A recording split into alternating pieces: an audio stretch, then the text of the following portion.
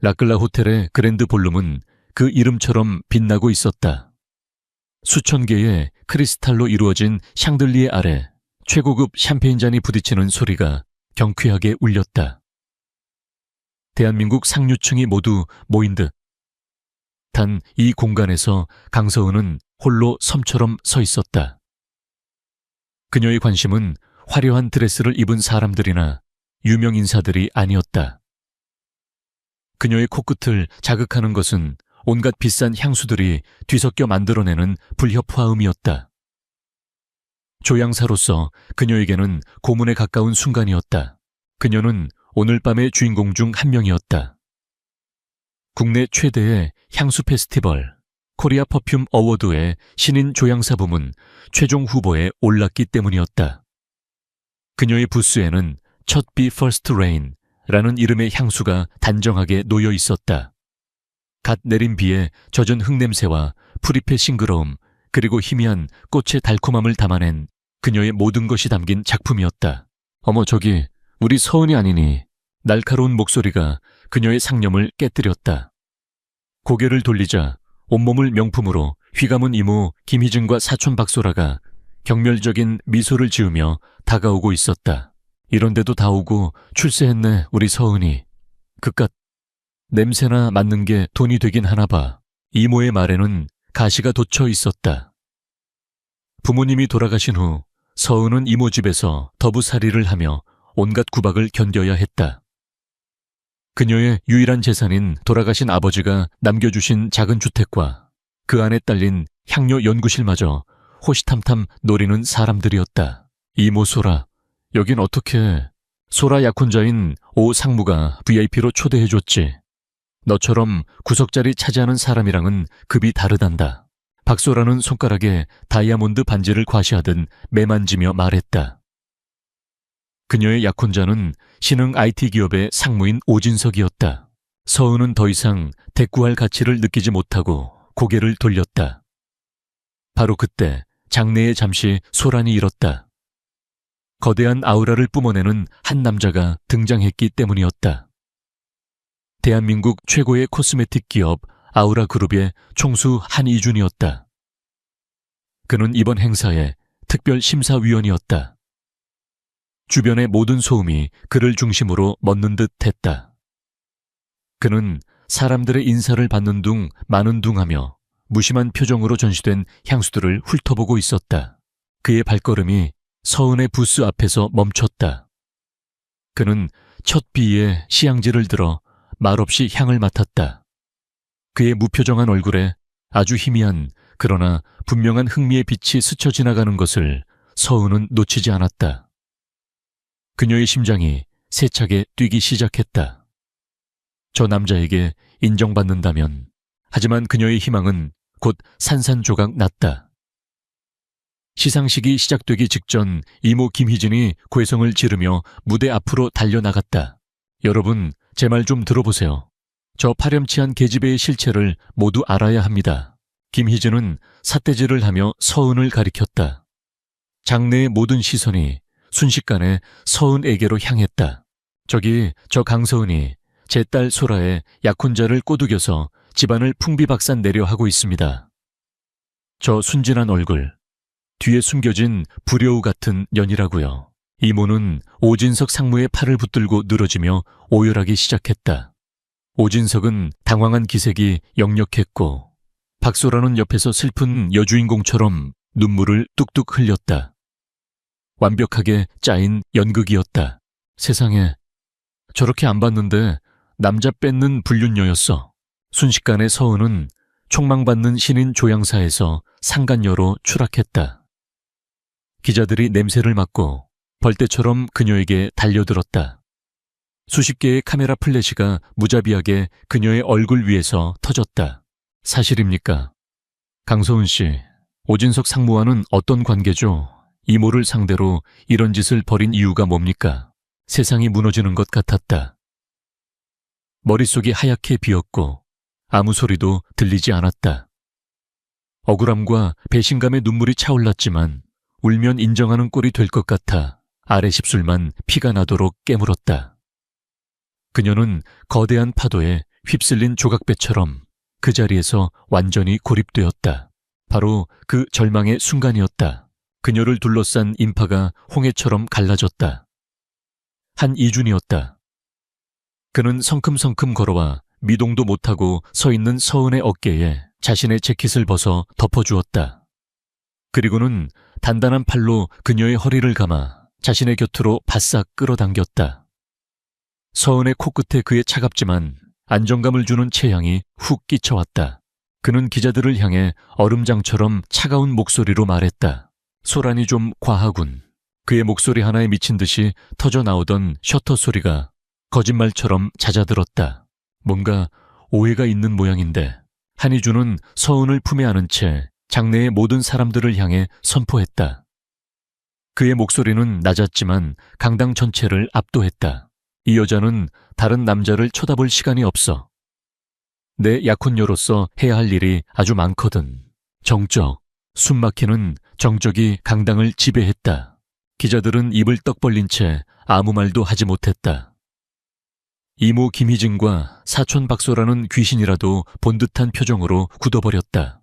그리고 그 중심에서 서은은 자신을 단단히 붙들고 있는 남자를 올려다보았다. 그의 품은 놀라울 정도로 안정적이었고 그의 눈은 깊이를 알 수 없을 만큼 까맣고 차가웠다. 불과 5분 사이에 그녀의 인생을 지옥으로 떨어뜨렸다가 다시 하늘 위로 끌어올린 남자, 한희준. 그의 등장은 또 다른 폭풍의 시작을 알리고 있었다. 한희준은 경악과 혼돈에 빠진 사람들을 뒤로 한 채 굳어버린 강서은을 이끌고 연회장을 빠져나왔다. 그의 경호원들이 순식간에 길을 만들었고 두 사람은 수많은 사람들의 시선과 쉴 새 없이 터지는 플래시 세례를 뚫고 비상구로 향했다. 밖으로 나오자 차가운 밤 공기가 서은의 뺨에 와닿았다. 그제야 그녀는 자신이 숨을 참고 있었다는 것을 깨달았다. 그가 지하 주차장에 대기하고 있던 검은색 세단의 뒷문을 열며 말했다. 그의 목소리는 명령에 가까웠다. 서은은 잠시 망설였지만 그를 따라 차에 올라탈 수밖에 없었다. 묵직한 차문이 닫히자 바깥 세상의 모든 소음이 거짓말처럼 차단되었다. 차 안은 극도로 조용했다. 운전석에는 칸막이가 쳐져 있었고 두 사람의 공간은 완벽하게 분리되어 있었다. 서은은 여전히 어깨에 걸쳐진 그의 재킷을 무의식적으로 꽉 쥐었다. 재킷에서는 그녀가 만들었던 그 어떤 향수보다도 복잡하고 깊은 서늘하지만 안정감을 주는 남자의 향기가 났다. 대체 왜? 서은이 마침내 입을 열었다. 그녀의 목소리는 미세하게 떨리고 있었다. 왜 저를? 한희준은 그녀를 쳐다보지도 않은 채 창밖에 스쳐 지나가는 풍경을 보며 말했다. 동정이나 구원 따위를 기대했다면 꿈 깨는 게 좋을 거야. 그의 목소리는 차갑고 건조했다. 오늘 일은 당신을 위한 게 아니었어. 나를 위한 거였지. 그는 시선을 돌려 서은을 마주 보았다. 그의 눈빛은 모든 감정이 거세된 잘 닦인 흑요석 같았다. 당신을 모함한 남자 오진석 상무. 그의 회사는 최근 아우라 그룹의 프로젝트를 교묘하게 베껴서 시장에 내놓았지. 언젠가 한 번은 밟아줘야겠다고 생각하던 참이었어. 오늘 당신이 아주 좋은 명분을 만들어준 거고. 그는 비즈니스 브리핑을 하듯 냉정하게 상황을 설명했다. 공개적인 망신. 이것만큼 오진석과 그의 회사 이미지를 추락시키는데 효과적인 건 없어. 그리고 덕분에 귀찮은 맞선 자리들도 당분간은 피할 수 있게 됐지. 서은은 할 말을 잃었다. 그녀의 인생이 걸린 절체절명의 위기가 그에게는 고작 사업상의 이득과 개인적인 편의를 위한 도구에 불과했던 것이다. 허탈함과 분노가 동시에 치밀어 올랐다. 그럼 저는요, 제 인생은요, 당신의 그 가짜는 복수극 때문에 이제 저는 어떻게 살아가라고요? 그녀는 자신도 모르게 소리쳤다. 약혼녀 행세까지 시켰으니 이제 사람들은 저를 당신과 짜고 쇼를 한 파렴치한 여자로 볼 거예요. 어느 쪽이든 저는 끝장이라고요. 한희준은 그녀의 격한 반응에도 눈 하나 깜짝하지 않았다. 오히려 그의 입가에 희미한 조소가 떠올랐다. 그래서 대안은 있고, 네, 지금 이 차에서 내려서 돌아갈 건가? 어디로 당신을 기다리는 건 산산조각난 명예와 당신의 집과 작업실을 빼앗으려고 혈안이 된 이모뿐이야. 조향사 강서은의 경력은 시작도 해보기 전에 끝났어. 당신 손에 남은 카드는 아무것도 없어. 그의 말은 칼날처럼 날카롭게 서은의 가슴을 파고들었다. 잔인했지만 모든 것이 사실이었다. 그녀는 아무것도 할 수 없었다. 차는 서울의 야경이 한눈에 내려다 보이는 남산의 한 고급 빌라 단지 앞에 멈춰 섰다. 그녀가 살던 작은 주택과는 비교도 되지 않는 거대한 성체와도 같은 곳이었다. 그의 펜트하우스였다. 집안은 그의 이미지처럼 미니멀하고 차가웠다. 최고급 가구들로 채워져 있었지만 사람 사는 온기라고는 전혀 느껴지지 않았다. 거대한 통유리창 너머로 보이는 서울의 화려한 불빛만이 유일한 장식처럼 보였다. 앉아 그가 거실 소파를 가리켰다. 잠시 후 그의 비서가 나타나 테이블 위에 서류 한 뭉치를 올려놓았다. 서은은 그 서류의 제목을 보고 숨을 멈췄다. 혼인계약서, 결혼, 약혼 발표까지 했는데 약혼으로 끝낼 수는 없지.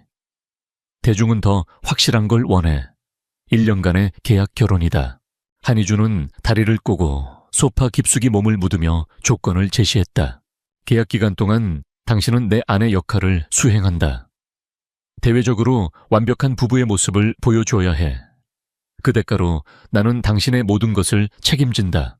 그는 손가락을 하나씩 꼽으며 말했다. 첫째, 오늘 밤 안에 모든 언론의 가십기사는 사라질 거다. 대신 우리 두 사람의 로맨틱한 러브스토리가 그 자리를 채우게 되겠지.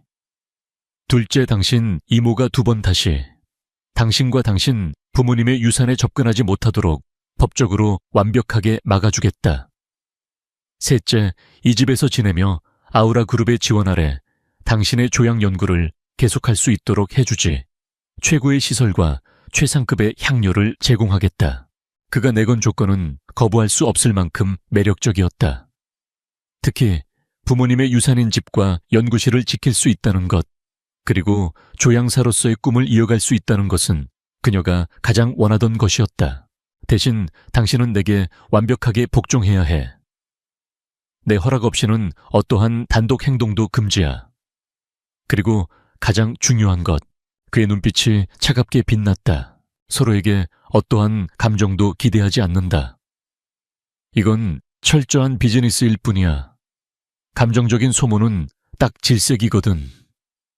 할 수 있겠나? 서은은 눈앞의 계약서를 내려다보았다. 이것은 악마의 계약과도 같았다. 자유와 감정을 포기하는 대신 안전과 기회를 얻는 것. 그녀에게 선택권이 있었을까? 그녀는 이모의 탐욕스러운 얼굴과 사촌의 경멸적인 눈빛을 떠올렸다. 그리고 기자들 앞에서 속수무책으로 무너졌던 자신의 비참한 모습을 떠올렸다. 이대로 돌아가면 그녀는 정말 모든 것을 잃게 될 터였다. 살아남아야 해. 어떻게든 살아남아서 내 힘으로 다시 일어서는 거야. 그리고 오늘 내가 당한 굴욕을 반드시 갚아주겠어. 그녀는 결심했다. 서은은 떨리는 손으로 펜을 집어들었다. 그리고는 계약서의 마지막 장 자신의 이름이 들어갈 자리에 또박또박 서명을 했다. 강 에세오은. 그녀가 펜을 내려놓는 순간 한희준의 입가에 만족스러운 미소가 떠올랐다. 현명한 선택이야. 이제부터 당신은 아우라 그룹의 안주인이자 내 소유물이다. 그의 선언은 마치 족쇄처럼 그녀의 발목을 채웠다. 그녀는 하나의 새장을 탈출했지만 이제는 황금으로 만들어진 더 크고 화려한 새장 안에 갇히게 된 것이었다. 서은은 창밖의 화려한 야경을 바라보며 굳게 다짐했다. 언젠가 반드시 이 새장을 스스로의 힘으로 부수고 날아오르겠다고. 한희준의 말은 허언이 아니었다. 그날 밤 이후 언론의 방향은 80도 바뀌었다. 강서은을 향한 비난 기사는 모두 자취를 감추었다. 그 자리에는 재벌 3세와 천재 조향사의 운명적 사랑, 스캔들을 딛고 맺어진 세기의 로맨스 같은 자극적인 제목의 기사들이 도배되었다. 아우라 그룹의 홍보팀이 밤새 만들어낸 잘 짜인 시나리오였다. 서은은 한희준의 펜트하우스에서 낯선 나날들을 보내고 있었다. 세상과 격리된 화려한 감옥. 그녀는 매일 아침 서울의 정영을 보며 잠에서 깼고 최고급 레스토랑 수준의 식사를 했으며 머리부터 발끝까지 명품으로 치장했다. 하지만 그 무엇도 그녀의 마음을 채워주지 못했다. 그녀에게 유일한 위안은 한희준이 집안에 마련해준 조향 연구실이었다. 최첨단 설비와 세상의 모든 향료가 구비된 꿈의 공간이었다. 그는 계약의 대가를 확실하게 지불하고 있었다. 서은은 그곳에서 몇 시간이고 틀어박혀 향을 연구했다. 그것만이 이 허상 같은 삶 속에서 진짜 강서은으로 존재할 수 있는 유일한 시간이었다. 며칠 후 피할 수 없는 순간이 찾아왔다. 한희준의 가족들과의 공식적인 첫 만남이었다. 한씨 일가의 본가는 북촌의 고즈넉한 한옥 대저택이었다. 그곳은 한희준의 펜트하우스와는 또 다른 역사가 주는 위압감으로 가득 차 있었다. 대청마루에 들어서자 날카로운 눈매의 노인이 서은을 쏘아보았다.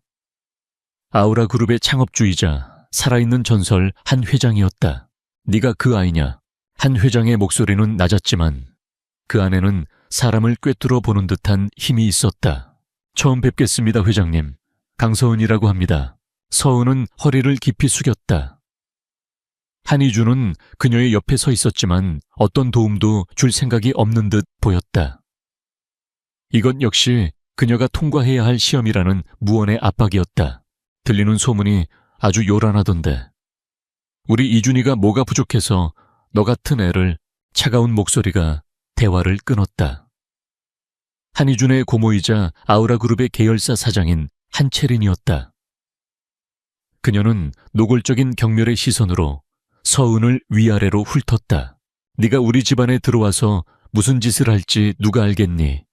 이준이를 홀려서 회사를 통째로 삼키려는 건 아니고. 고모님 말씀이 지나치십니다. 서은은 당황하지 않고 침착하게 대답했다. 제가 무엇을 할 수 있는지는 앞으로 제가 어떻게 하느냐에 달려 있다고 생각합니다. 다른 사람이 만들어준 과거가 아니라 제가 이준 씨와 함께 만들어갈 미래로 판단해 주셨으면 합니다. 그녀의 당돌하지만 예의를 갖춘 대답에 한채린의 얼굴이 굳어졌다. 그 모습을 조용히 지켜보던 한 회장의 눈에 아주 희미한 그러나 흥미로운 빛이 스쳐 지나갔다. 가족 식사는 살얼음판을 걷는 듯한 분위기 속에서 끝났다. 서은은 자신이 단순한 총수의 아내가 아니라 호시탐탐 자신을 노리는 적들로 가득한 전쟁터에 발을 들였음을 실감했다. 한편 아우라 그룹은 큰 위기에 봉착해 있었다. 야심차게 준비한 최고급 향수 라인 엘리시안이 출시 전 블라인드 테스트에서 연이어 혹평을 받았기 때문이었다. 영혼이 없는 향수. 개성이 부족하다는 평이 지배적이었다. 개발팀은 몇 달째 해결책을 찾지 못하고 있었고 한희준은 분노에 휩싸였다. 그날 밤 한희준은 서재에서 관련 보고서를 읽다가 신경질적으로 서류를 집어던졌다. 그리고는 연구실에 틀어박혀 있던 서은을 찾아갔다. 당신 천재라며 그가 다짜고짜 말했다. 증명해봐. 그는 엘리시안의 샘플과 관련 자료들을 그녀 앞에 던지듯 내려놓았다. 이것은 시험이자 기회였다. 서은은 그의 도전을 피하지 않았다. 그녀는 며칠 밤낮으로 연구실에 매달렸다. 그녀는 엘리시안의 샘플을 분석했다. 기술적으로는 완벽했다. 최고급 원료 황금 비율의 조합. 하지만 그의 말대로 영혼이 없었다. 너무 안전하고 너무 교과서적이었다. 그녀는 기존의 공식을 모두 버리기로 했다. 그녀는 눈을 감고 자신의 삶을 떠올렸다. 부모님을 잃은 슬픔 이모집에서의 서름 세상의 손가락질을 받던 절망의 순간, 그리고 한희준의 등장으로 시작된 이 기묘한 관계까지 그녀의 손이 움직이기 시작했다. 그녀는 향료들을 섞는 것이 아니라 기억과 감정을 조율하고 있었다. 그녀가 선택한 중심향은 장미였다. 하지만 그냥 아름답기만 한 장미가 아니었다. 그녀는 그 안에 톡 쏘는 스파이시 노트를 더하고 쌉쌀한 우드 계열의 향으로 깊이를 더했다. 마치 아름다운 장미 줄기에 숨겨진 날카로운 가시처럼. 아름답지만 결코 만만하지 않은 우아하지만 그 안에 강인한 생명력을 품고 있는 향. 그것은 바로 강서은 그녀 자신의 이야기였다. 일주일 후 서은은 아우라그룹 본사의 R&D 센터에 섰다. 한희준과 수십 명의 연구원들이 의심스러운 눈초리로 그녀를 지켜보고 있었다. 제가 새로 만든 엘리시안의 심장부입니다. 그녀는 작은 병에 담긴 엠버색 액체를 내밀었다. R&D 팀장이 코웃음을 치며 시향지에 향수를 묻혔다. 일주일 만에 뭘 어쩌게. 그의 말은 끝을 맺지 못했다. 시향지를 코에 가져가는 순간 그의 눈이 경악으로 커졌다. 주변의 다른 연구원들도 하나둘씩 시향을 하고는 믿을 수 없다는 표정을 지었다. 세상에, 그것은 분명 장미 향이었지만 그들이 알던 그 어떤 장미 향과도 달랐다.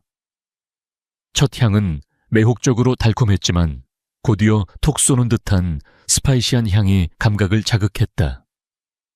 그리고 마지막에는 깊고 따뜻한 흙과 나무의 향기가 모든 것을 감싸며 안정감을 주었다. 마치 한 편의 서사를 가진 향수였다. 슬픔과 고난을 딛고 피어난 강인하고 아름다운 영혼의 향기. 마지막으로 한희준이 시향지를 들었다. 그는 눈을 감고 천천히 향을 음미했다. 그의 머릿속에 연회장에서 모두의 손가락질을 받으면서도 꿋꿋하게 서 있던 그녀의 모습이 떠올랐다. 자신과 처음 만났을 때 두려워하면서도 결코 눈을 피하지 않던 그녀의 강한 눈빛이 떠올랐다. 향기는 강서은이었다. 그는 눈을 떴다. 그리고 처음으로 그녀를 계약상의 파트너나 흥미로운 장난감이 아닌 한 명의 온전한 인간으로 존경할 만한 아티스트로 바라보았다. 회의실의 모든 사람들이 숨을 죽이고 그의 평가를 기다리고 있었다. 한희준은 시향지를 내려놓고 서은을 바라보며 나지막이 말했다. 이 향수의 이름은 가시, 장미, Rose with Thorns다.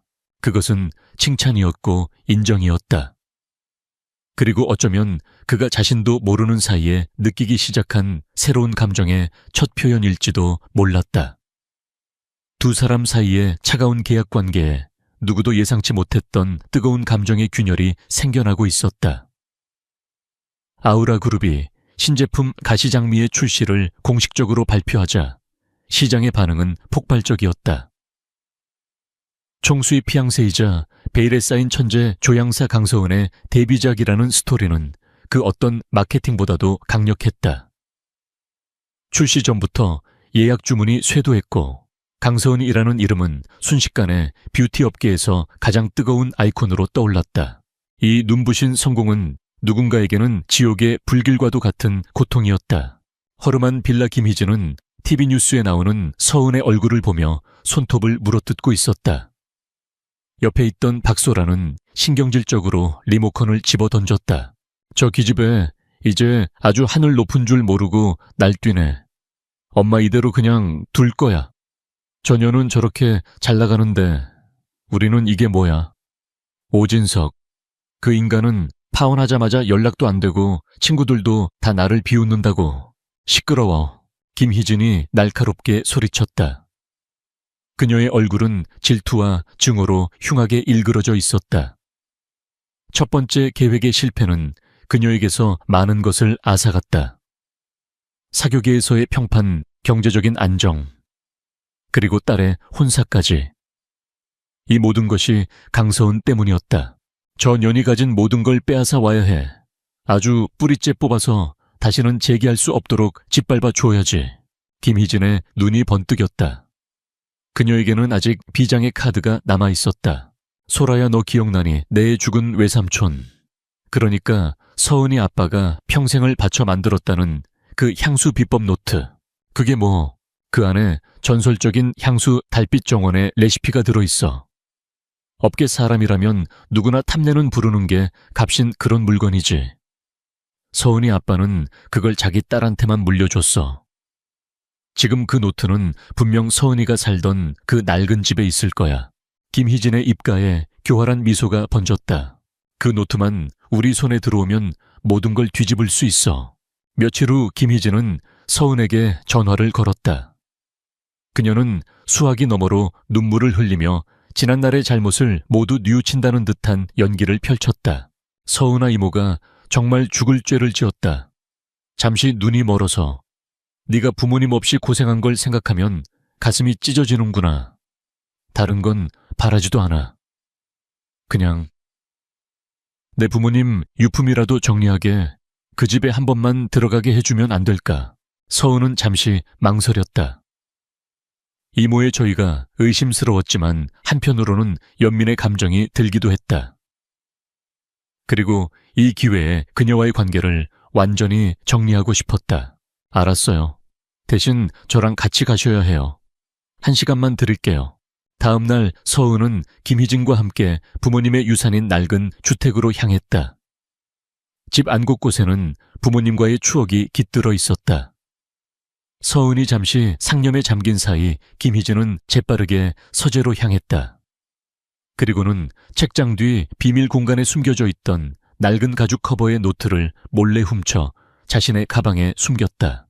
이모가 돌아간 후에도 서은은 한동안 그 사실을 까맣게 모르고 있었다. 그녀는 새로운 향수 개발에 몰두하며 바쁜 나날을 보내고 있었다. 그러던 어느 날 아버지의 특정 조향 기법이 필요해진 그녀는 노트를 찾아보기 위해 오랜만에 옛집을 다시 찾아왔다. 그리고 발견했다. 아버지가 남긴 유일한 유산 그녀의 모든 것이 담겨있던 노트가 사라졌다는 사실을. 서은의 머릿속이 하얘졌다. 온몸의 피가 차갑게 식는 것 같았다. 그녀는 미친 듯이 집안을 뒤졌지만 노트는 어디에도 없었다. 범인은 단 한 사람 김희진밖에 없었다. 서은이 충격과 절망에 빠져 있을 때 TV에서 믿을 수 없는 뉴스가 흘러나왔다. 김희진이 작은 화장품 회사를 차리고 기자회견을 열고 있었다. 오늘 저는 저희 가문의 대대로 내려오던 전설적인 향수 달빛 정원을 세상에 공개하고자 합니다. 김희진은 기자들 앞에서 서은에게서 훔친 바로 그 노트를 자랑스럽게 펼쳐 보였다. 이 비법 노트는 본래 저희 자매에게 함께 물려진 것입니다. 하지만 제 여동생이 죽은 후 철없는 조카가 이 귀한 유산을 독차지하고 심지어는 이것을 이용해 거대 기업 총수를 유혹하는 데 사용했습니다. 저는 더 이상 가문의 명예가 실추되는 것을 지켜볼 수 없어 직접 이 향수를 세상에 선보이기로 결심했습니다. 그녀의 뻔뻔한 거짓말에 세상은 또다시 들썩였다. 재벌가 상속녀들의 향수 전쟁, 원조는 누구인가 진실공방 같은 기사들이 쏟아져 나왔다. 서은의 천재 조향사라는 명성에는 유산 도둑이라는 의혹의 그림자가 드리워졌다. 이번 공격은 지난번 스캔들보다 훨씬 더 치명적이었다. 그것은 그녀의 재능과 정체성, 그리고 돌아가신 부모님의 명예까지 겨냥한 것이었다. 그날 밤 서은은 넋이 나간 사람처럼 소파에 앉아 있었다. 한희준이 퇴근하고 돌아와 그녀의 곁에 앉았다. 괜찮아. 그의 낮은 목소리에 애써 참고 있던 서은의 눈물이 터져 나왔다. 저 노트, 아빠의 모든 것이 담겨 있는 거예요. 아빠의 영혼이라고요. 그런데 저 여자가 모든 걸 훔쳐갔어요. 그리고 이제는 내가 도둑이래요. 난 이제 어떻게 해야 해요? 그녀는 어린아이처럼 서럽게 울었다. 한희준은 말없이 그녀의 등을 토닥여 주었다. 그는 이미 그녀의 재능을 보았다. 가시장미를 만들어낸 그녀가 누군가의 것을 훔칠 리가 없었다. 그는 단 한순간도 그녀를 의심하지 않았다. 그는 서은의 얼굴을 감싸고 눈물을 닦아주었다. 울지 마. 그의 목소리는 단호했다. 이 싸움 아직 안 끝났어. 이제부터 시작이야. 그는 서은을 자신의 품으로 끌어당겼다. 그것은 더 이상 계약에 의한 행동이 아니었다. 진심으로 그녀를 지키고 그녀의 아픔을 함께 나누고 싶다는 순수한 마음에서 비롯된 행동이었다. 내가 당신과 당신 부모님의 명예를 되찾아 주겠어.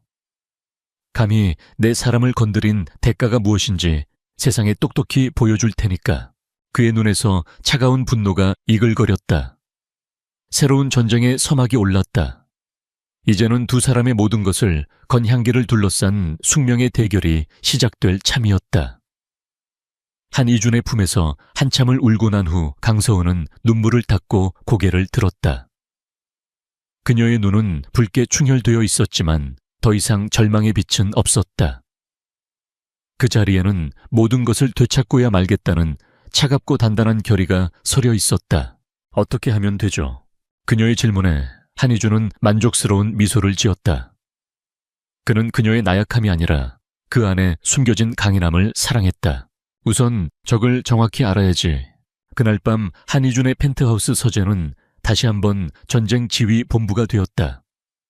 이번에는 아우라 그룹의 법무팀장과 김 비서까지 합류했다. 서은은 더 이상 총수의 아내라는 이름으로 뒷전에 물러나 있지 않았다. 그녀는 회의의 중심에서 돌아가신 아버지의 철학과 조양 기법, 그리고 이모 김희진의 오랜 시기와 탐욕에 대해 막힘없이 설명했다. 그녀의 전문적이고 열정적인 설명에 법무팀장을 포함한 모두는 그녀가 진짜 유산의 계승자임을 의심할 여지가 없었다. 상황은 명확하군. 한이준이 회의를 정리했다. 두 가지 방향으로 공격한다. 첫째, 법무팀은 김희진이 설립한 회사의 모든 것을 파헤쳐. 자금 출처, 등록 서류, 주주 명단까지. 둘째, 나는 내 라인을 통해 유통 및 원료 공급 라인에 압력을 가하겠다. 김희진이 숨 쉴 구멍 자체를 막아버리는 거야. 그리고 그는 서은을 바라보았다. 가장 중요한 마지막 공격은 당신이 맡아줘야겠어. 제가요. 그래. 법적인 증거만으로는 부족해. 대중은 더 확실하고 극적인 증거를 원하거든. 당신이 진짜 계승자라는 것을 그 누구도 반박할 수 없도록 향기로 증명해 보여. 당신의 재능으로 김희진의 거짓말을 박살내는 거야. 그의 제안에 서은의 심장이 다시 뛰기 시작했다. 이것이야말로 그녀가 가장 원하던 방식이었다. 조향사는 향기로 말하는 법이니까. 그날부터 치열한 방역 준비가 시작되었다. 법무팀은 김희진의 회사 희진 커스메틱스의 뒷조사에 착수했고 곧 충격적인 사실들을 발견했다. 회사의 설립자금 대부분이 불법 사채 시장에서 나온 것이었고 그 과정에서 김희진이 서은의 부모님이 남긴 부동산 일부를 담보로 잡으려 한 정황까지 포착되었다. 그녀는 처음부터 모든 것을 빼앗을 작정이었던 것이다. 동시에 서은은 연구실에서 자신과의 싸움을 시작했다. 그녀의 목표는 아버지의 전설적인 향수 달빛 정원을 기억만으로 완벽하게 재현해내는 것이었다. 그것은 단순한 재현이 아니었다. 아버지의 영혼과 대화하는 과정이었다. 그녀는 눈을 감고 아버지와의 기억을 떠올렸다. 어린 시절 아버지는 그녀를 데리고 정원을 거닐며 향료가 되는 식물들에 대해 가르쳐주곤 했다. 서은아, 모든 향기에는 이야기가 있단다. 좋은 조향사는 그 이야기를 듣고 사람들에게 전달해주는 사람이야. 달빛 정원은 아버지의 대표작이자 어머니를 위해 만든 사랑의 증표였다. 달빛이 쏟아지는 밤의 정원을 거니는 어머니의 모습을 향으로 표현한 작품이었다. 서은은 수백 개의 향료들 속에서 기억의 조각들을 맞춰 나갔다. 자스민, 튜베로즈, 가드니아. 하지만 무언가 부족했다. 아버지가 만든 달빛 정원, 특유의 맑고도 신비로운 그 느낌이 살아나지 않았다. 그녀가 연구에 몰두하는 동안 한이준은 그림자처럼 그녀의 곁을 지켰다. 그는 그녀가 식사를 거르면 샌드위치를 들고 연구실로 찾아왔고 그녀가 밤을 새우면 말없이 담요를 덮어주었다. 그는 비즈니스 파트너로서의 의무가 아니라 진심으로 그녀를 걱정하고 있었다. 그의 서툰 배려 속에서 서은은 얼어붙었던 마음에 따스한 온기가 스며드는 것을 느꼈다. 어느 날 밤 서은은 거실에서 서류를 검토하고 있는 한이준에게 다가갔다. 이것 좀 봐줄래요? 그녀가 내민 것은 그가 전혀 모르는 분야의 서류, 바로 향료의 화학식과 구조에 관한 논문들이었다. 당신은 사업가니까 다른 시각에서 봐줄 수 있을 것 같아서요. 그때부터 두 사람의 밤은 함께 깊어갔다. 그는 그녀에게 복잡한 경영과 법률 지식을 설명해 주었고, 그녀는 그에게 향기의 세계가 가진 무한한 가능성을 보여주었다. 서로 다른 세계에 살던 두 사람은 서로의 세계를 공유하며 이해의 폭을 넓혀갔다. 그들의 관계는 더 이상 계약으로 맺어진 것이 아닌 서로를 존중하고 신뢰하는 진정한 파트너십으로 변해가고 있었다. 그러던 어느 날 법무팀이 결정적인 증거를 찾아냈다. 김희진이 과거 서은의 아버지가 살아있을 때부터 회사의 공금을 몰래 빼돌렸다는 회계장부 원본을 확보한 것이었다. 그것은 그녀의 탐욕이 어저늘의 일이 아님을 증명하는 완벽한 증거였다. 같은 시각 서은 역시 중대한 돌파구를 찾았다. 그녀는 늦은 밤 아버지의 서재를 정리하다가 낡은 책갈피 하나를 발견했다. 그곳에는 아버지가 남긴 짧은 메모가 적혀 있었다. 달빛 정원의 비밀은 달에 있다. 보름달이 뜨는 자정 단 1시간 동안만 피어나는 월암인 유에시아 메이린. 그 꽃만이 진짜 영혼을 담을 수 있다. 모든 것이 분명해졌다. 달빛 정원의 핵심 원료는 단순히 월암인 꽃이 아니었다. 특정 시간에 특정 조건에서 채취해야만 얻을 수 있는 극소량의 에센스. 아버지가 그녀에게만 알려주었던 비밀. 김희진이 훔쳐간 노트에는 이 결정적인 비밀이 적혀있지 않았을 터였다. 그녀가 만든 향수는 결국 영혼 없는 복제품에 불과할 것이었다. 모든 준비는 끝났다. 김희진을 법적으로 무너뜨릴 증거와 그녀의 사기극을 만천해 공개할 비장의 무기. 서은은 새로 완성한 달빛 정원을 작은 병에 담아 한희준에게 내밀었다. 그것은 아버지가 만든 향수보다 더 깊고 풍부한 향을 가지고 있었다. 아버지의 유산 위에 그녀 자신의 이야기가 더해진 완벽한 작품이었다. 한희준은 향기를 맡고는 조용히 미소 지었다. 이제 당신의 유산을 되찾으러 가자. 그는 그녀의 손을 잡았다. 그 손길은 더 이상 쇼를 위한 연기가 아닌 서로의 마음을 확인하는 진실된 약속이었다. 두 사람은 이제 마지막 결전의 무대를 향해 함께 나아갈 준비를 마쳤다. 김희진의 신생 화장품 회사 희진 커스메틱스의 론칭 행사는 서울에서 가장 화려한 컨벤션 센터에서 열렸다. 그녀는 자신의 모든 것을 건 듯 행사장 전체를 달빛이 쏟아지는 비밀의 정원처럼 꾸며놓았다. 상속녀 전쟁이라는 자극적인 이슈 덕분에 업계 관계자들과 기자들이 구름처럼 몰려들었다. 무대 중앙에선 김희진과 박소라는 비련의 여주인공이자 마침내 자신들의 유산을 되찾은 승리자의 모습을 연기하고 있었다. 오늘 저는 저희 가문의 영혼과도 같은 향수 달빛 정원을 여러분께 선보이게 된 것을 무한한 영광으로 생각합니다. 김희진은 눈물을 글썽이며 훔친 노트에 적혀있던 감동적인 스토리를 읊어댔다. 그녀가 달빛 정원의 실물을 공개하려는 바로 그 순간이었다. 행사장의 거대한 문이 소리 없이 열렸다. 모든 사람들의 시선이 문 쪽으로 향했다. 그곳에는 한희준과 강서은이 서 있었다. 두 사람은 마치 어둠을 가르고 나타난 빛처럼 압도적인 기세로 천천히 행사장 안으로 걸어 들어왔다. 그들의 등장은 행사장 전체의 공기를 순식간에 바꾸어 놓았다. 저것들. 김희진의 얼굴이 파랗게 질렸다. 서은은 한희준의 곁에서 조금의 흔들림도 없이 무대를 향해 걸어갔다. 그녀는 마이크를 잡고 무대 위의 김희진을 똑바로 바라보며 말했다. 그녀의 목소리는 차분했지만 장내의 모든 소음을 잠재울 만큼의 힘이 있었다. 그 향수를 공개하기 전에 이모께 한 가지 제안을 하고 싶습니다. 무슨 제안? 진짜와 가짜를 가리는 공정한 대결. 바로 이 자리에서 저와 이모 두 조향사가 각자의 달빛 정원을 선보이고 여기 계신 전문가와 대중들에게 직접 심판을 받는 겁니다. 진짜 계승자라면 피할 이유가 없겠죠. 그것은 거부할 수 없는 제안이었다. 여기서 거절한다면 스스로 가짜임을 인정하는 꼴이 될 터였다. 김희진은 서은이 기억만으로 레시피를 완벽하게 재현해냈을 리 없다고 확신했다.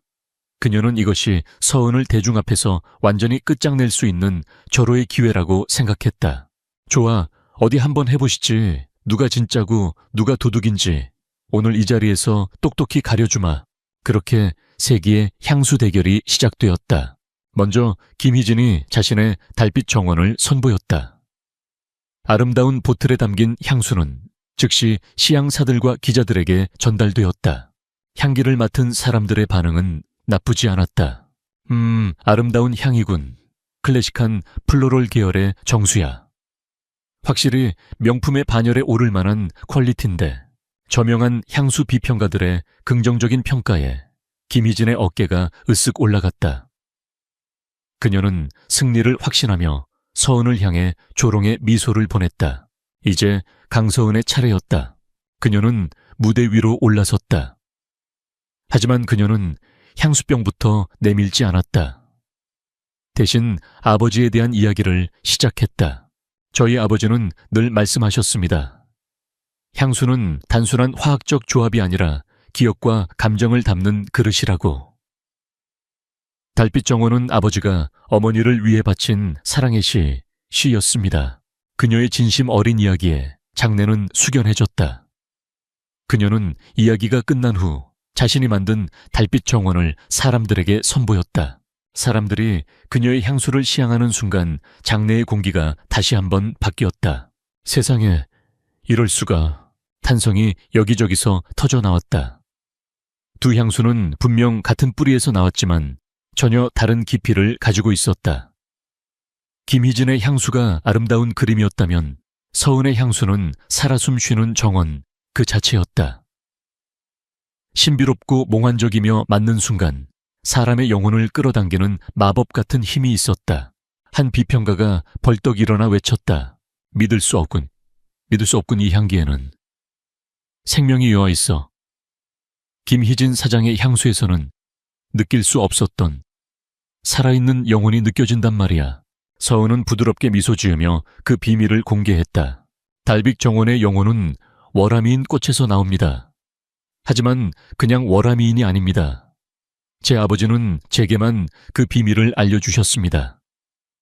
1년에 단 며칠 보름달이 뜨는 자정부터 딱 1시간 동안만 피어나는 꽃집. 그 순간에 채취한 꽃만이 이 신비로운 향을 낼 수 있습니다. 그것은 책에는 기록되지 않은 아버지와 딸 사이에만 전해지는 약속이자 진정한 계승자만이 알 수 있는 증표입니다. 그녀의 말이 끝나자 모든 것이 명확해졌다. 김희진의 얼굴이 잿빛으로 변했다. 서은은 멈추지 않았다. 그녀는 스크린의 어린 시절 아버와 함께 연구실에서 찍은 사진들과 아버지가 그녀에게 직접 써준 편지들을 띄웠다. 그녀가 진짜 유산의 계승자라는 것을 증명하는 반박할 수 없는 증거들이었다. 이 모든 건 조작이야. 김희진이 발악하며 소리쳤다. 바로 그때 한희준이 무대 위로 올라섰다. 예술적인 진실은 증명되었군요. 이제 법적인 진실을 보여드릴 차례입니다. 그의 말이 끝나자 스크린에는 김희진의 모든 범죄 행각이 낱낱이 공개되었다. 과거 아버지의 회사에서 공금을 횡령한 회계장부 불법 사채를 동원한 내역 부동산 사기 계약서까지. 김희진 사장, 당신은 조향사가 아니라 사기꾼이자 범죄자요. 한희준의 차가운 선고에 김희진은 그대로 무대 위에 주저앉았다. 박소라는 이성을 잃고 비명을 질러댔다. 행사장은 아수라장으로 변했다. 자신들이 사기극에 놀아났다는 것을 깨달은 기자들은 분노에 차서 김희진 모녀에게 질문을 퍼부었다. 그 순간 행사장 뒤편에서 경찰들이 나타났다.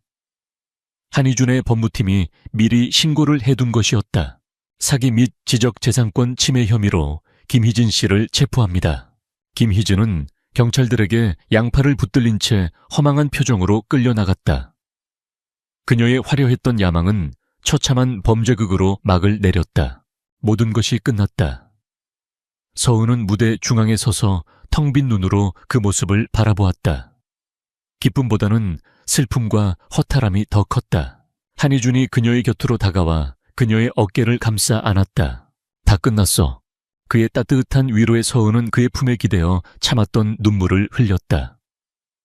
수많은 카메라 플래시가 두 사람을 향해 터져 나왔지만 이제 그것은 더 이상 두렵지 않았다.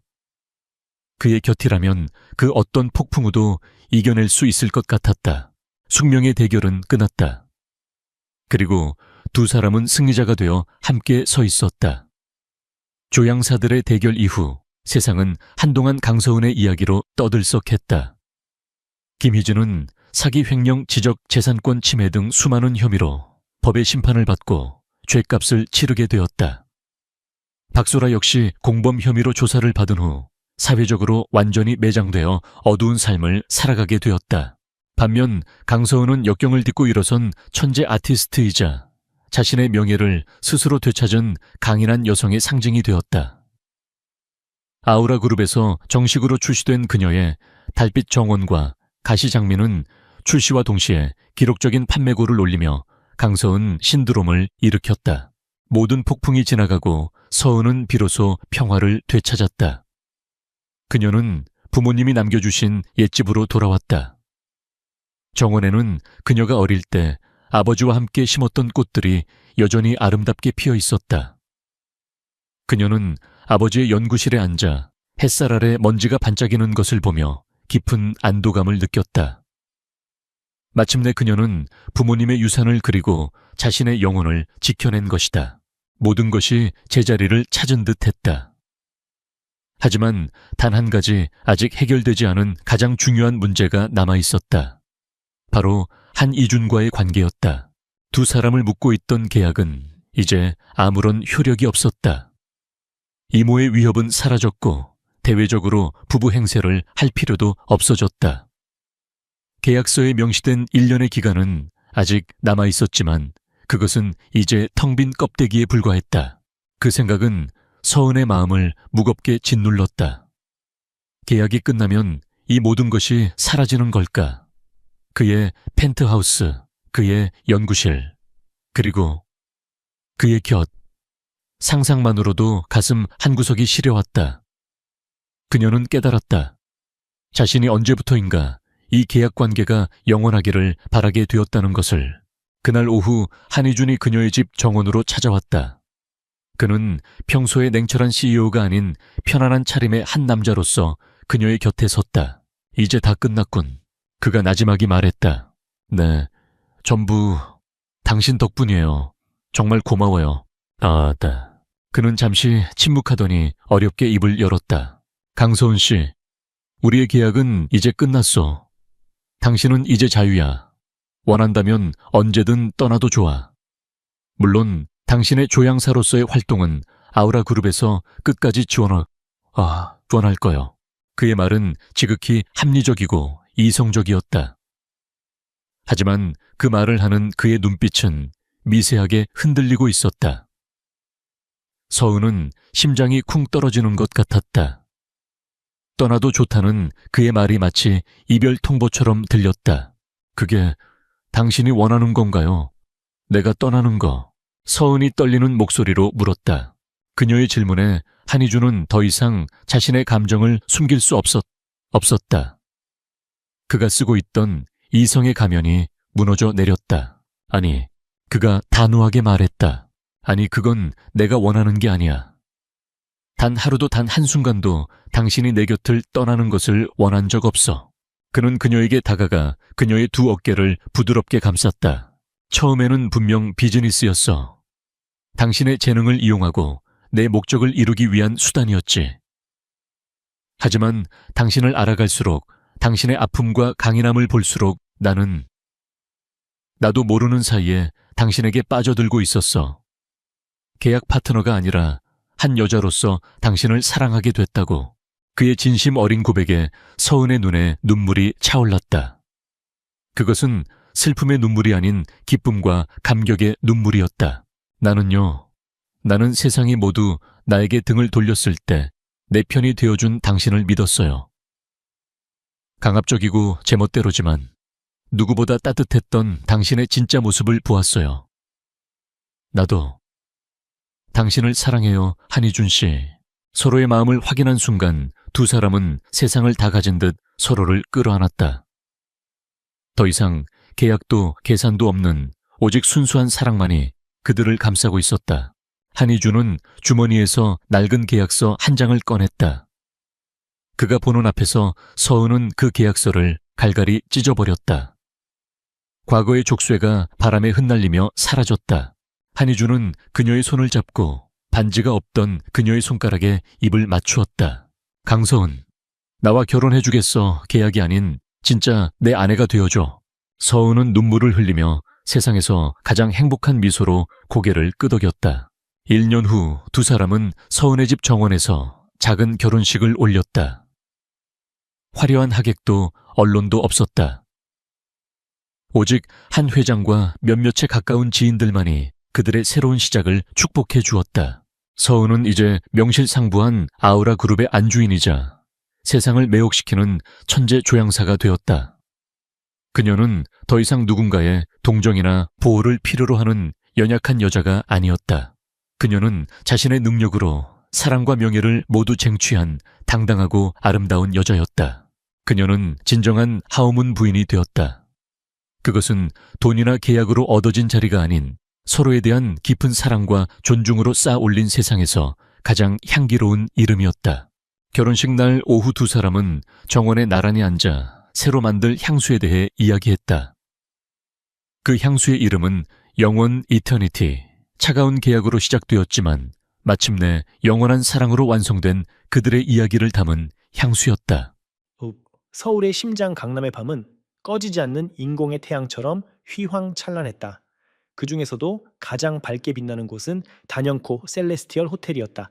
대한민국 상위 1%의 놀이터라 불리는 이곳의 최상층 스카이 라운지에서는 오늘 밤 천일그룹의 유일한 후계자 강민혁의 28번째 생일 파티가 한창이었다. 크리스털 샹들리에에서 쏟아지는 금빛 조명 아래 값비싼 샴페인 잔을 부딪히는 소리와 나직한 웃음소리가 클래식 선율과 뒤섞여 공간을 부유했다.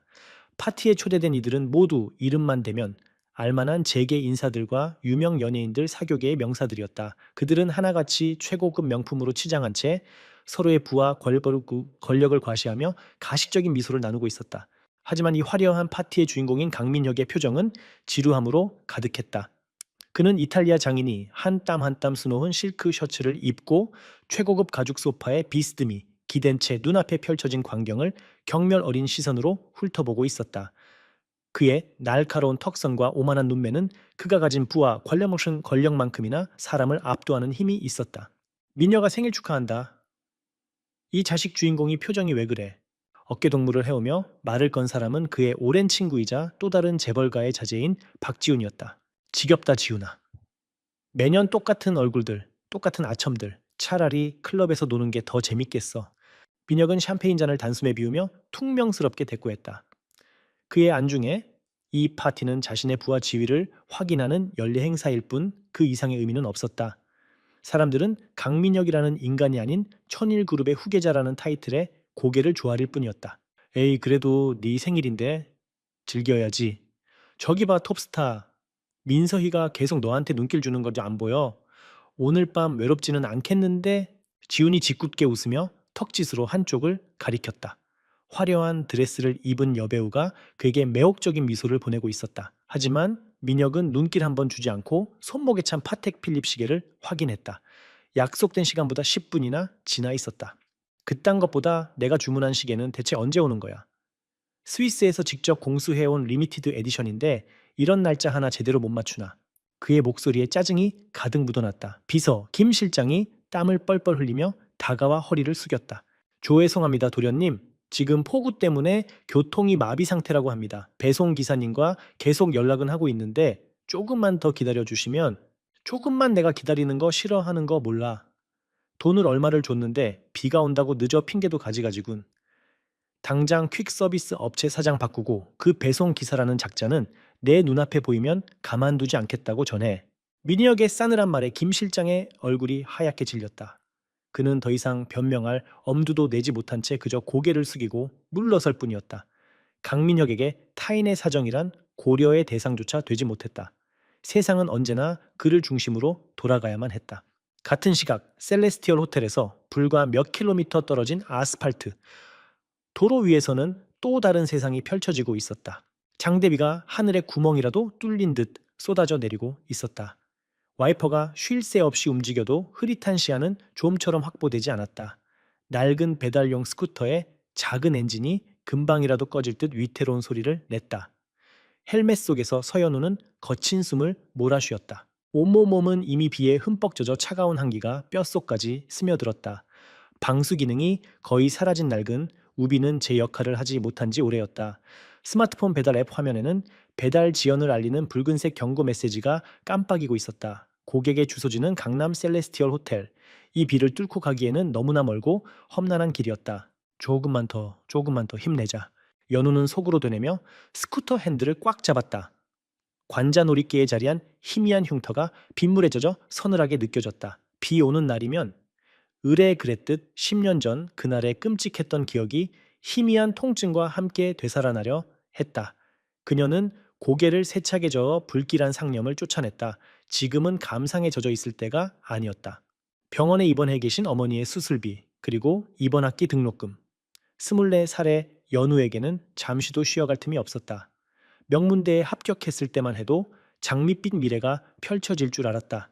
하지만 갑작스러운 아버지의 죽음과 그로 인한 충격으로 쓰러진 어머니는 그녀를 집안의 가장으로 만들었다.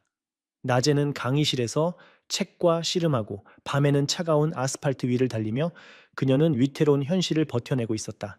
오늘 배달하는 이 물건은 유난히 배달료가 높았다.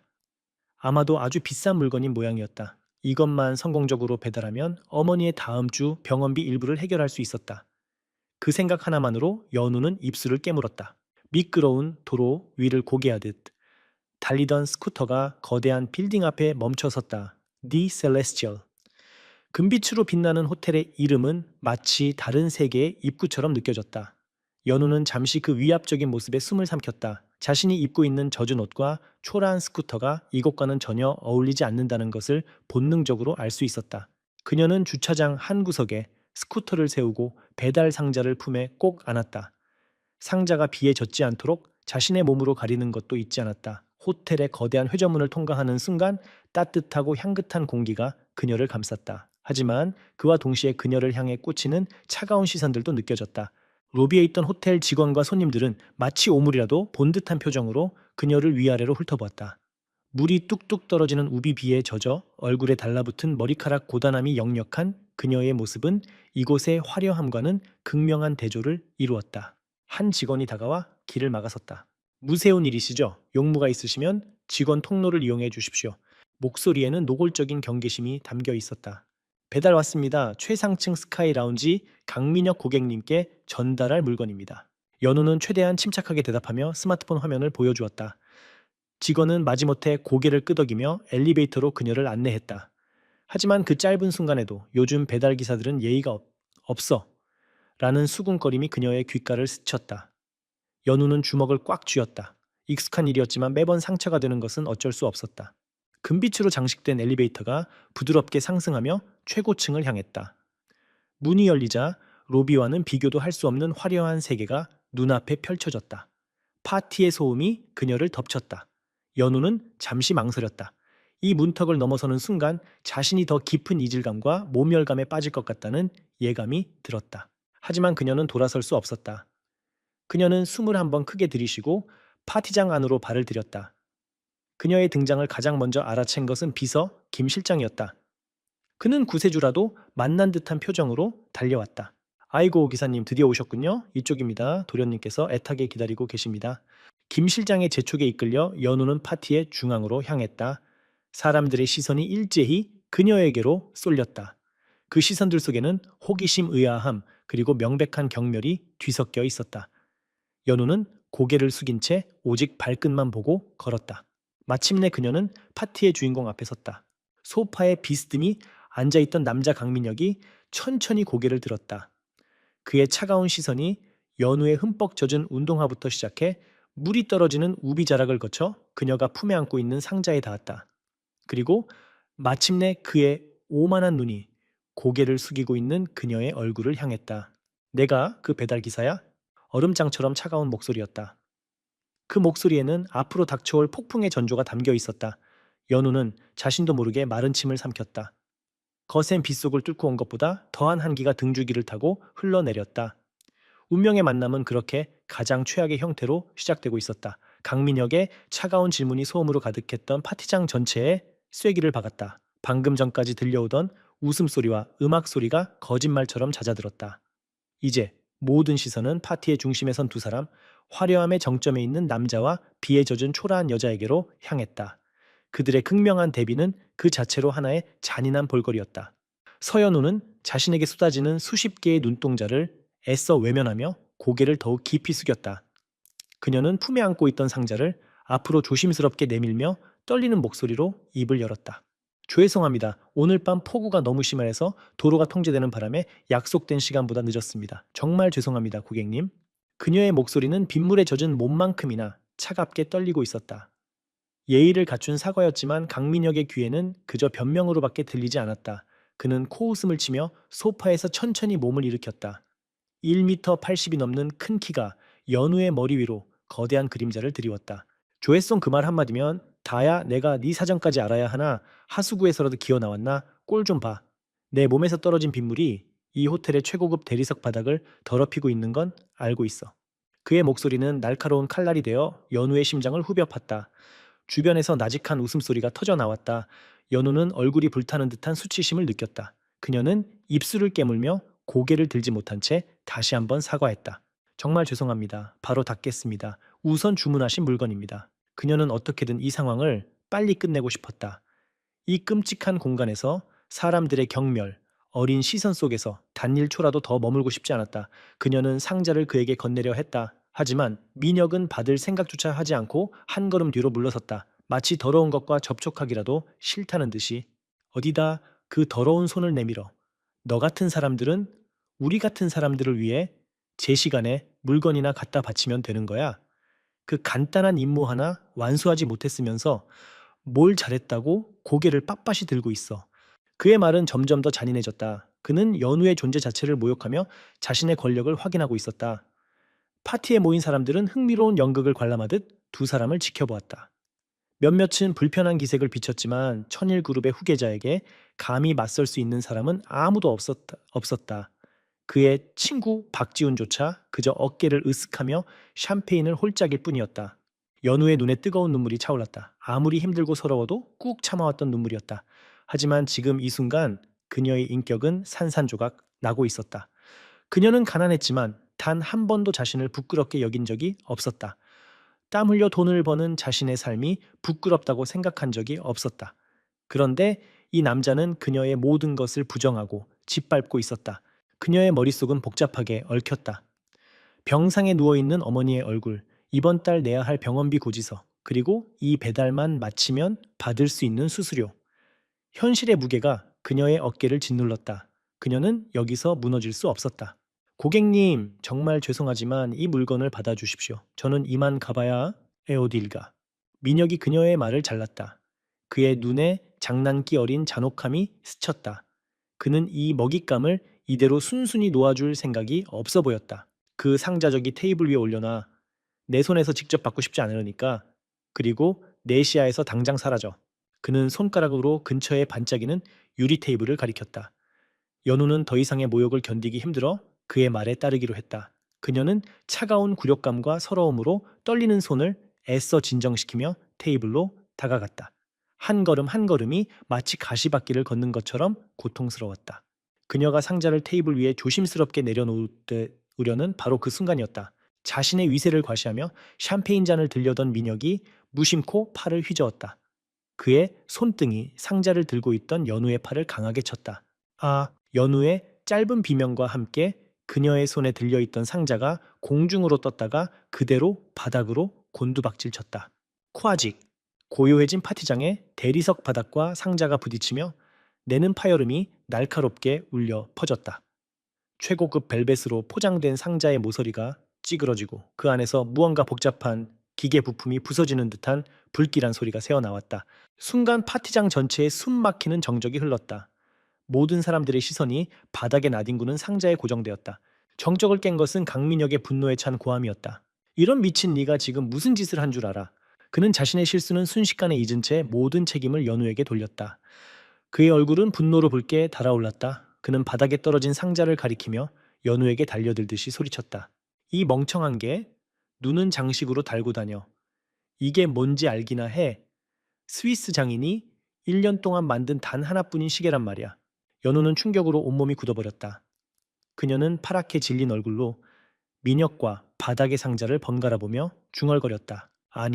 아니에요. 당신이 제 팔을 쳐서. 뭐? 내가 쳤다고 웃기지도 않는군. 어디서 감히 나에게 책임을 떠넘겨. 내년에 서투른 손이 저지른 실수를 왜 내 탓으로 돌리는 거지? 그는 비웃음을 터뜨렸다.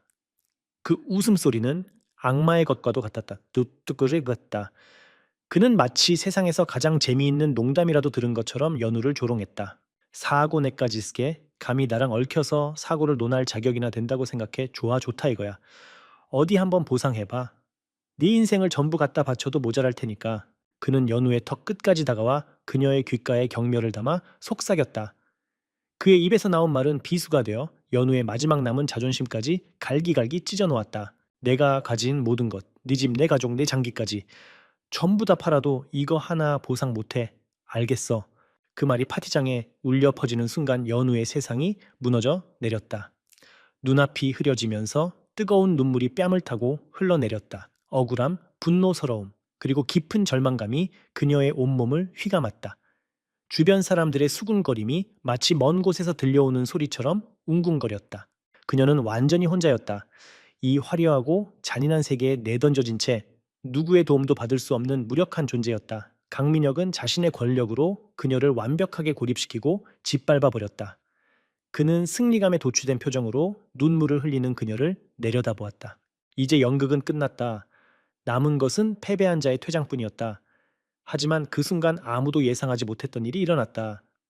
절망의 가장 깊은 바닥에서 연우는 마지막 힘을 끌어모으고 있었다. 그녀의 흐려진 시야 속에서 남자의 오만한 얼굴이 10년 전의 어떤 기억과 겹쳐지기 시작했다. 강민혁의 마지막 말은 사형 선고처럼 파티장에 울려 퍼졌다. 그 잔인한 선언 앞에서 서연우의 모든 방어 기제는 무너져 내렸다. 그녀는 그 자리에 얼어붙은 채 그저 뜨거운 눈물만 하염없이 흘렸다. 주변의 모든 것이 흐릿해지고 오직 자신을 향한 경멸과 조롱의 소리만이 귓가를 맴돌았다. 그래, 이게 현실이었다. 돈 없고 힘없는 자의 서러운 현실. 강민혁은 눈물을 흘리는 그녀의 모습을 보며 만족스러운 미소를 지었다.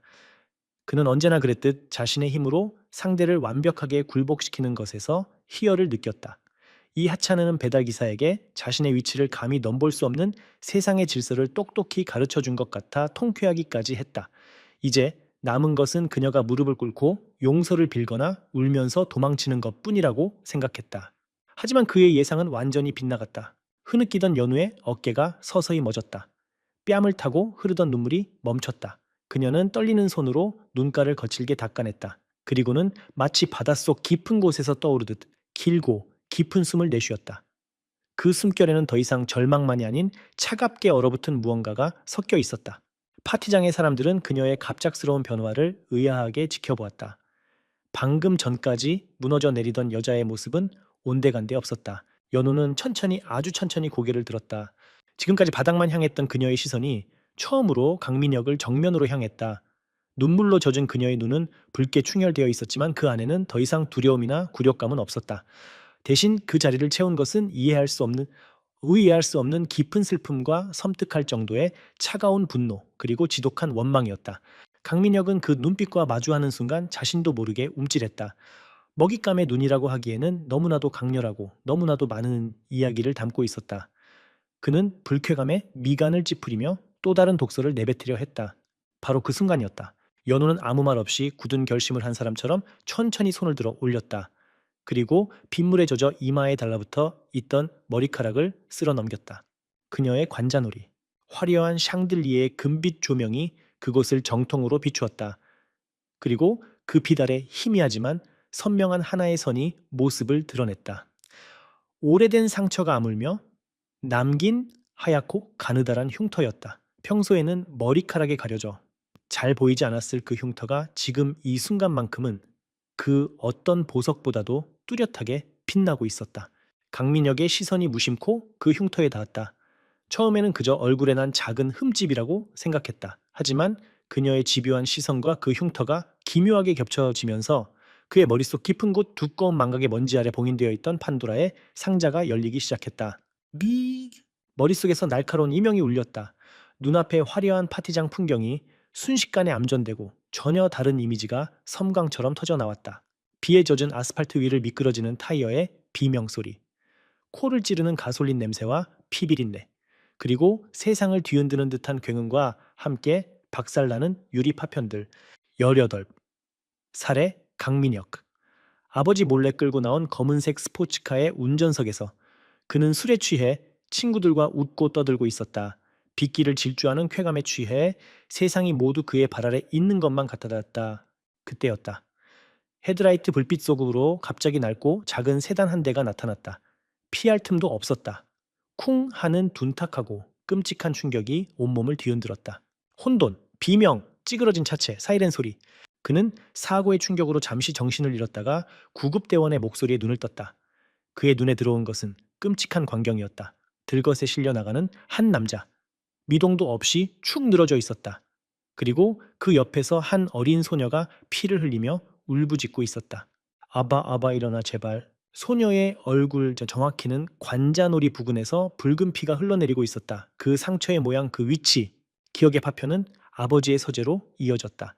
사고 후 며칠 뒤 그의 아버지는 평소와 다름없는 냉정한 목소리로 말했다. 모든 건 다 처리했다.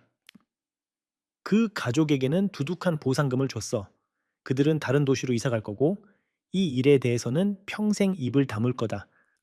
너는 이 일을 잊어버려. 처음부터 그 없었던 일처럼. 알겠나? 돈으로 덮어버린 진실. 돈으로 막아버린 죄책감. 강민혁은 그날 이후 정말로 그 일을 잊었다고 생각했다. 아니, 잊기 위해 발버둥 쳤다. 더 많은 돈을 쓰고 더 자극적인 쾌락을 좇으며 기억을 지워나갔다. 하지만 아니었다. 기억은 사라진 것이 아니었다. 그저 그의 영혼 가장 깊은 곳에 잠들어 있었을 뿐이다. 아, 강민혁의 입에서 신음과도 같은 소리가 터져 나왔다. 그는 저도 모르게 한 걸음 두 걸음 뒤로 물러섰다. 얼굴에서 핏기가 완전히 가시고 오만함으로 가득했던 그의 표정은 경악과 공포로 일그러졌다. 이 여자, 자신이 방금 전까지 벌레 보듯 모욕하고 짓밟았던 이 배달기사. 그녀는 10년 전 자신이 그 빗길에서 지옥으로 밀어 넣었던 바로 그 소녀였다. 그는 다시 그녀의 얼굴을 보았다. 이번에는 정말로 그녀를 보았다. 깊은 슬픔이 고여 있는 눈동자. 아버지의 죽음과 망가진 삶의 무게를 짊어져 온 세월이 새겨진 얼굴. 그리고 그 모든 비극의 시작을 알리는 자신의 죄가 낙인처럼 찍혀 있는 저 흉터.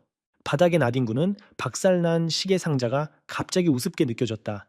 자신이 내뱉었던 네가 가진 모든 걸 다 팔아도 보상 못해 라는 말이 이제는 전혀 다른 의미의 칼날이 되어 자신의 심장을 꿰뚫었다. 그가 앗아간 것은 고작 시계 따위가 아니었다. 한 사람의 목숨, 한 가족의 행복, 한 소녀의 평범했던 삶 전체였다. 파티장의 소음은 완전히 사라졌다. 사람들은 왜 대한민국 최고의 재벌 후계자가 유령이라도 본 것처럼 겁에 질려 있는지 이해하지 못했다.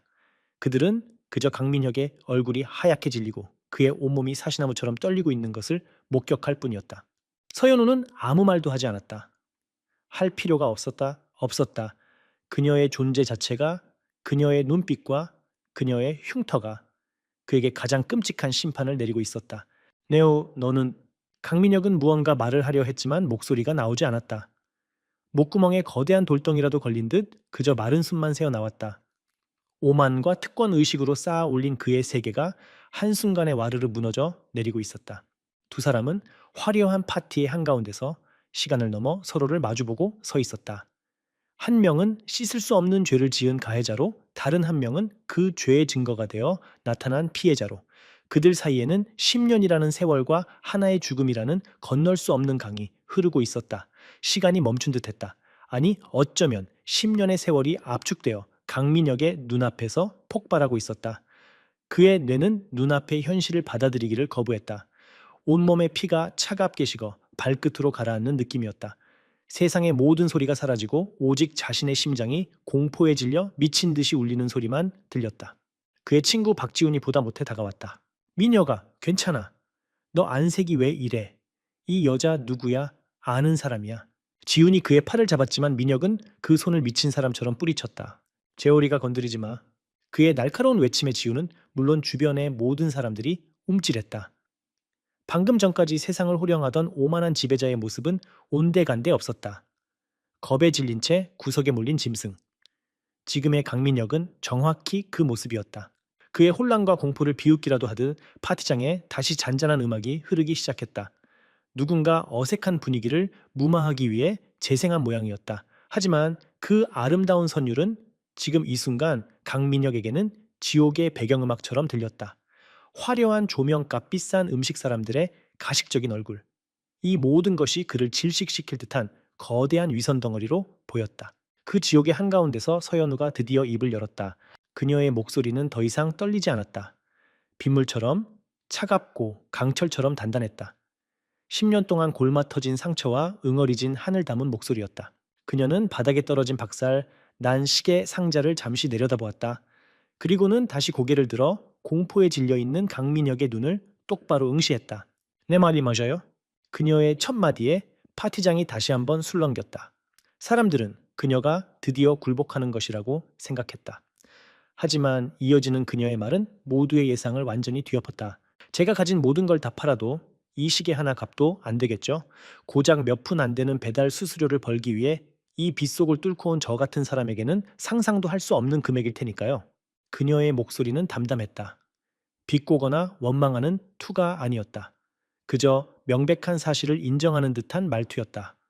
그래서 더욱 소름 끼쳤다. 그녀는 천천히 그에게로 한 걸음 다가섰다. 강민혁은 저도 모르게 뒷걸음질 쳤다. 하지만 그 한마디에 파티장 전체의 공기가 얼어붙었다. 하지만 10년 전 그 빗속에서 당신이 앗아간 우리 아버지의 목숨값은요? 연우의 목소리가 칼날처럼 날아와 민혁의 가슴에 박혔다. 그의 눈동자가 지진이라도 일어난 듯 흔들렸다. 아버지라는 단어에 주변의 몇몇 사람들도 무언가 짐작했다는 듯 경악의 신음을 터뜨렸다. 연우는 멈추지 않았다. 10년 동안 단 한 번도 꺼내지 못했던 이야기들이 터져나온 본물처럼 쏟아져 나왔다. 당신 때문에 평생 웃음을 잃고 매일 밤 약을 먹지 않으면 잠들지 못하는 우리 어머니의 10년 세월은요. 그건 얼마짜리죠? 아빠의 장례식장에서 마음껏 울지도 못하고 당신의 아버지가 던져주는 돈다발을 받아들고 정든 집을 떠나 낯선 도시로 쫓겨나야 했던 내 어린 시절은요. 그 기억은 어떻게 보상할 건가요? 그녀의 한마디 한마디는 망치가 되어 강민혁의 오만한 세계를 부수고 있었다. 사람들은 이제 더 이상 흥미로운 구경거리를 보는 것이 아니었다. 그들은 끔찍한 비극의 진실이 밝혀지는 현장에 서 있었다. 드라마에서나 보던 이야기가 지금 눈앞에서 생생하게 펼쳐지고 있었다. 그들의 얼굴에서 조롱과 경멸은 사라지고 충격과 혼란, 그리고 일말의 죄책감이 떠올랐다. 연우는 이제 그의 턱 밑까지 다가섰다. 그녀의 눈에서는 더 이상 눈물이 흐르지 않았다. 대신 그 자리에는 모든 것을 불태워 버릴 듯한 깊은 화염이 일렁이고 있었다. 그녀는 그를 향해 마지막 판결을 내렸다. 그녀는 그가 했던 말을 그대로 돌려주었다. 이 시기에 당신은 그 많은 돈으로 똑같은 걸, 아니 더 비싼 걸 얼마든지 새로 살 수 있겠죠. 그녀는 바닥에 상자를 턱으로 가리켰다가 다시 그의 눈을 꿰뚫을 듯이 바라보며 말했다. 하지만 내가 잃어버린 것들은요, 내 아버지의 목숨, 내 어머니의 건강, 내 가족의 무너져 버린 삶은 당신이 그 대단한 천일그룹을 전부 다 팔아도 절대 되돌려 놓지 못해요. 그녀는 숨을 한번 골랐다. 그리고 그의 영혼에 낙인을 찍듯 마지막 말을 내뱉었다. 강민혁 씨, 당신은 절대로 갚을 수 없는 빚을 졌어요. 그 말을 끝으로 연우의 눈에 일렁이던 불꽃이 스르르 꺼졌다. 10년 동안 그녀를 짓누르던 거대한 바위를 내려놓은 사람처럼 그녀의 얼굴에 허탈한 평온함이 찾아왔다. 증오도 분노도 아니었다. 그녀는 마지막으로 그를 바라보았다. 그 눈빛에는 경멸이나 승리감이 아닌 구제할 길 없는 한 인간에 대한 깊고 서글픈 연민이 담겨 있었다. 그리고 그녀는 돌아섰다. 더 이상 그녀는 도망치듯 고개를 숙이지 않았다. 10년 만에 자신의 진실을 외친 사람의 당당함으로 꼿꼿하게 허리를 편 채 걸어 나갔다. 모세의 기적처럼 파티에 모여있던 화려한 인파가 그녀를 위해 길을 열었다. 그들의 얼굴에는 더 이상 경멸이 없었다. 경애와 동정, 그리고 자신들의 방관에 대한 부끄러움이 뒤섞여 있었다. 서연우는 그 길을 따라 소리 없이 파티장을 빠져나갔다. 마치 처음부터 그곳에 없었던 사람처럼. 그녀가 사라진 파티장에는 무겁고 질식할 듯한 침묵만이 남았다. 강민혁은 텅 빈 공간의 한가운데에 홀로 서 있었다. 그녀가 남기고 간 말들이 메아리가 되어 그의 귓가를, 그의 심장을, 그의 영혼을 계속해서 후벼 팠다. 당신은 절대로 갚을 수 없는 빚을 졌어요. 그의 화려했던 세계는 이제 완벽한 폐허가 되었다. 그리고 그는 그 폐허 속에서 영원히 빠져나올 수 없는 죄책감의 죄수가 되어버렸다. 서연우가 사라진 후 셀레스티얼 호텔의 스카이 라운지에는 오직 무겁고 어색한 침묵만이 감돌았다. 방금 전까지 파티를 즐기던 사람들은 모두 죄인이 된 듯 서로의 눈치를 보며 슬금슬금 자리를 피하기 시작했다. 그들은 충격적인 진실을 목격한 증인이자 한 소녀의 고통을 외면한 방관자였다. 그들은 더 이상 이 자리에 머물 수 없었다. 강민혁은 꼼짝도 하지 않았다. 그는 텅 비어가는 파티장의 한가운데에 마치 번개를 맞은 나무처럼 멍하니 서 있었다. 그의 발치에는 박살난 시계 상자가 흉물스럽게 널브러져 있었다. 몇 시간 전까지만 해도 그의 부와 권력의 상징이었던 물건이 이제는 그의 씻을 수 없는 죄를 증명하는 증거품이 되어버렸다. 비서 김 실장이 조심스럽게 다가와 그의 안색을 살폈다. 도련님, 괜찮으십니까? 우선 자리를... 하지만 민혁은 아무것도 듣지 못했다. 그는 홀린 사람처럼 몸을 돌려 텅 빈 출입구를 향해 걸어갔다. 그의 걸음은 휘청거렸고 눈에는 초점이 없었다. 그는 자신을 부르는 모든 목소리를 뒤로 한 채 호텔을 빠져나왔다. 밤의 비는 여전히 그치지 않고 있었다. 10년 전 그날처럼 차가운 비가 그의 머리 위로 쏟아져 내렸다. 하지만 그는 우산을 쓸 생각조차 하지 못했다. 이 비가, 이 차가운 고통이 자신의 죄를 조금이라도 씻어내줄 수 있을까? 그는 비에 젖는 것도 아랑곳하지 않고 텅 빈 강남의 거리를 정처 없이 걸었다. 그의 등 뒤로 그의 화려했던 28번째 생일 파티는 그렇게 폐허 속에서 막을 내렸다. 그날 이후 강민혁은 세상에서 사라졌다. 그는 그룹의 모든 일에서 손을 떼고 자신의 펜트하우스에 스스로를 유폐했다. 낮과 밤의 구분 없이 독한 술로 시간을 흘려보냈다. 술에 취하면 잠시나마 죄책감을 잊을 수 있었지만 깨어나면 더욱 선명해지는 기억에 고통스러워했다. 서연우의 눈빛, 그녀의 흉터, 그녀의 마지막 말. 당신은 절대로 갚을 수 없는 빚을 졌어요. 그 말은 저주가 되어 그의 영혼을 갉아먹었다. 결국 이 소식을 들은 강 회장이 굳게 닫힌 그의 집 문을 부수고 들어왔다. 아들의 망가진 모습을 본 그의 첫마디는 위로가 아닌 분노였다. 이게 무슨 꼴이냐. 내가 다 처리했다고 잊으라고 하지 않았더냐. 고작 계집애 하나 때문에 그룹 후계자가 이따위로 무너지다니. 당장 일어나서 네 자리로 돌아가. 강 회장에게 그 사건은 이미 돈으로 해결된 과거일 뿐이었다. 중요한 것은 아들이 만들어낸 공적인 스캔들과 그룹의 이미지 실추였다. 그 순간 민혁은 깨달았다.